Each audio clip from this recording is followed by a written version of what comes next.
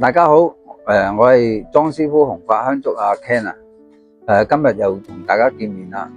咁想盂蘭節就嚟到啦，想同大家分享下盂蘭節有少少禁忌。咁盂蘭節咧最好盡量10點零鐘就好翻屋企啦，盡量唔好咁夜翻屋企。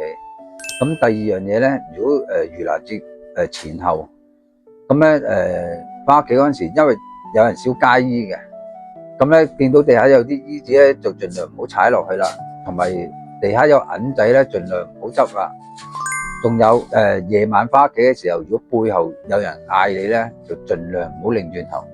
如果夜晚咧行路去街又好，翻屋企又好，行路咧就最好唔好靠牆邊行，行條路嘅中間，因為咧嗰啲邋遢嘢咧好中意靠牆邊行嘅，費事大家碰到啦。我哋鋪頭咧都有幫人代燒街衣嘅。咁溫馨提示，如果你哋要燒街衣，揾我哋代燒又好，自己燒又好，燒街衣嗰陣時咧，最緊要如果屋企有祖先啊或者先一輩嘅先人咧，最好買埋啲衣包燒埋俾啲先輩啊，尊重下啲先輩。